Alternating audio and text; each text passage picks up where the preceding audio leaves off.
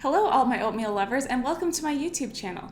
Are you looking to make your morning oatmeal a little more interesting? Well, you've come to the right place. Today I'm going to be showing you 3 oatmeal recipes that are healthy, delicious, and super filling. Remember to like and subscribe and let's make some oatmeal. My first recipe is my high fiber peanut butter oatmeal, which I think is my favorite out of the 3 recipes I'm sharing today. So I'm just starting by pouring 2 cups of water into a medium saucepan.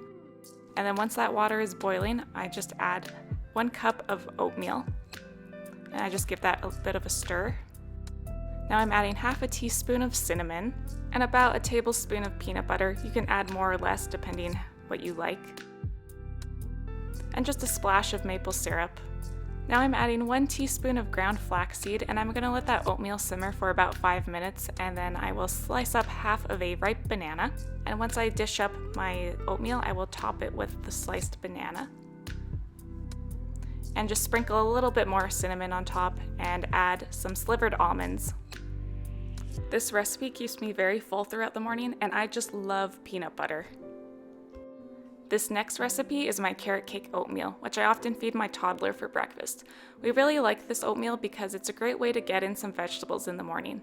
So again, I'm adding 2 cups of water to a medium saucepan, and while I'm waiting for the water to come to a boil, I will shred 1 carrot. Now I'm adding 1 cup of oats to the boiling water, half a teaspoon of cinnamon, a 1/4 teaspoon of ginger, and a pinch of nutmeg. Now just giving that a good stir. I am now adding the shredded carrot as well as a chopped banana, which I find helps give the oatmeal some sweetness. At this point, I will dish up the oatmeal for my son before I continue adding the rest of the ingredients.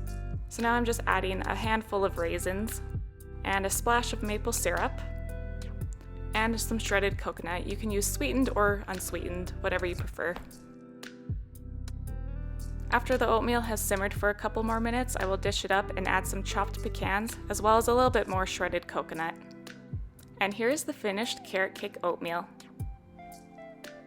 The last recipe is my vanilla protein overnight oats. This one is super easy to make and no cooking is required. So I like to use a container with a lid. You could also use a mason jar if you have one.